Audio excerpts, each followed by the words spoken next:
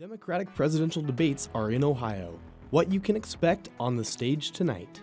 You won't be able to order a beef taco from Taco Bell. And in sports, an Ohio volleyball player earned Player of the Week honors for her outstanding defensive play this past weekend. Newswatch starts right now.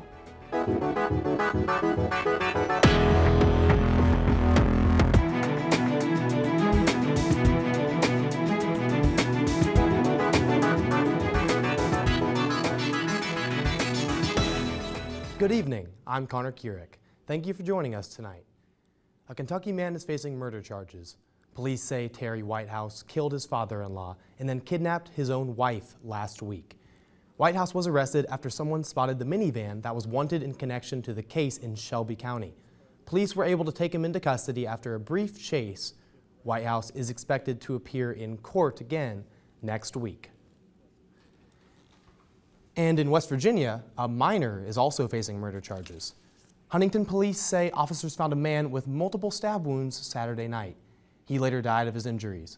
Authorities say they found a suspect a few blocks away from the scene and arrested him. The name has not been released because the suspect is a minor. A Zanesville man is recovering from a gunshot wound after a shooting this weekend. The Zanesville Police Department responded to the Flames Motorcycle Club early Sunday morning. Justin Seen, who was shot, was transported to Genesis Hospital. He is currently listed as being in stable condition. The incident is still under investigation and no suspect has been released yet. The governor of West Virginia is coming up with a plan to help people get jobs as they recover from addiction. Jim Justice revealed the program today at Putnam Career and Technical Center in Eleanor. Justice says the statewide collaboration will provide career training programs to people in recovery. State officials have also announced a series of public forums on substance abuse in the state. In 2017, West Virginia had the highest rate of drug overdose deaths in the country, according to the Centers for Disease Control. Opioids are currently the main driver of overdose deaths. They were involved in nearly 68% of all overdose deaths in the U.S. in 2017. Inactive Kentucky voters who were taken off regular rolls will be put back on. A Kentucky judge ordered the State Board of Elections to return the names of 175,000 voters to regular voter rolls. They were placed on an inactive list. This comes after a lawsuit filed by the Kentucky Democratic Party arguing the separate list could infringe the right to vote. The judge says the names will be returned to the one master list and feature an asterisk if the voter's address needs confirmed. Ohio's open enrollment period for Medicare is now underway. Today is the first day Ohioans can sign up to make changes to their government health care coverage. The enrollment period will be open until December 7th. Ohio's Department of Aging and the Department of Insurance are encouraging Ohioans to review their coverage options and make sure they are choosing the best plan.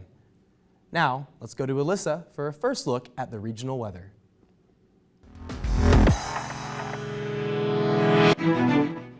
Hi, I'm forecaster Alyssa Lanier from the Newswatch Weather Center. Right now in Athens, it is 75 degrees under sunny skies. It has been a very beautiful day. The humidity is 26%, and so it's not very humid outside. The pressure is 29.89 inches, and the winds are from the southeast at 5 to 10 miles an hour. Across the region right now, it is 75 in Athens, 77 in Ripley, 78 in Ironton, 76 in Jackson, 74 in Chillicothe, all under very sunny skies. There has been no precipitation in Athens today, and right now there is none across the region, so it has been a very beautiful day. The highlights for the next few days: there will be rain ahead, and there will be cooler temperatures, but it will still be a nice week. So definitely keep your umbrella handy, and back to the desk. Thanks, Alyssa. Candidates have been getting ready for the Democratic presidential debate. 12 candidates will take the stage tonight at Otterbein University in Westerville, Ohio.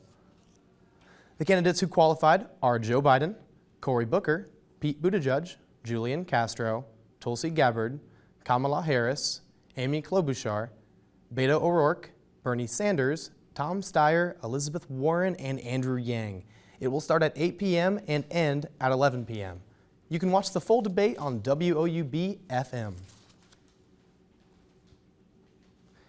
And as the debate kicks off here are a few storylines and issues to watch for. First, this debate is the first time Joe Biden is not the clear frontrunner. Elizabeth Warren has been rising in the polls since the last debate last month. Also, Bernie Sanders is going to have to convince voters he's up to the task after suffering a heart attack a couple weeks ago. Plus, candidates are sure to talk about President Trump and both his foreign and domestic policy, including the impeachment inquiry, and the president's new sanctions on Turkey in the midst of an invasion of Syria. Now, all those issues are sure to come up as candidates work to appeal to Ohio voters. Ohio was once considered a presidential bellwether, but is now increasingly leaning red. CNN's Jeff Zellini examines if the Buckeye State is still a battleground or Trump territory.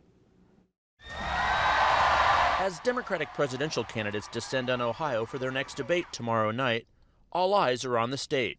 But will they be a year from now? Why would you abdicate Ohio so quickly to Donald Trump? Nan Whaley is the Democratic mayor of Dayton. She says voters should hold President Trump accountable for his trade policy, promises to restore manufacturing jobs, and so far not acting on guns. A key issue here after a mass shooting killed 9 people and injured 27. I almost feel like Hillary's loss awakened a group of people that were not interested or willing to do the work of politics that are now completely fixated because they know what's at stake here in 2020. She's talking about women like Stephanie Pizer, Tiffany Roberts, and Lisa Ludwig. Shell-shocked by Trump's victory, they formed a group in the Columbus suburbs called Positively Blue. This neighborhood tends to be a little bit more Republican, and that was kind of the reason that we started Positively Blue, because we didn't have anybody to talk to. They're motivated by a sense of obligation and perhaps feelings of guilt. Like, I wish I would have been more involved prior to the 2016 election. Truthfully, I didn't think that would be the outcome. You didn't think Trump could win? Never. I like to think I'm pretty in tune, but I never saw it coming. Winning Ohio will be no small task for Democrats. While Barack Obama carried the state twice, Trump's 8-point victory over Hillary Clinton showed how deeply red Ohio can be. But the suburbs are changing. Here in Westerville, Mitt Romney beat Obama 53 to 45% in 2012. But 4 years later, Clinton won 50 to 45, despite losing the state. There are areas of this state that only 6 and 8 and 10 years ago were reliably Republican, big population centers that are now blue. And that makes the starting point of the 20 election a lot closer from the get-go. State Democratic Chairman David Pepper said the party should select a nominee who appeals to a broad cross-section of voters. The Trump re-election campaign and the Ohio Republican Party have been hard at work all year, investing heavily to avoid that. They're branding all Democratic candidates as too radical for Ohio. Those messages don't really resonate in Ohio, and I don't think suburban voters are going to buy it. But around kitchen tables like this, at least one thing has changed from 2016.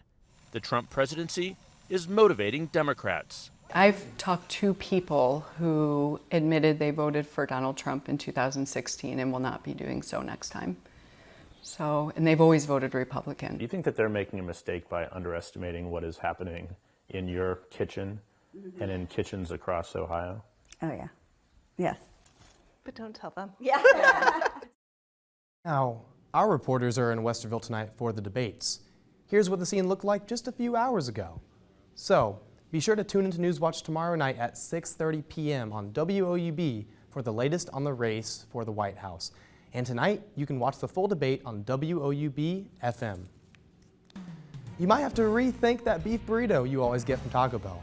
All it took was this one customer's complaint for the company to recall all of their seasoned beef. More details on that after the break. Plus, the GM auto worker strike could be over soon. That and more coming up next. Stay with us.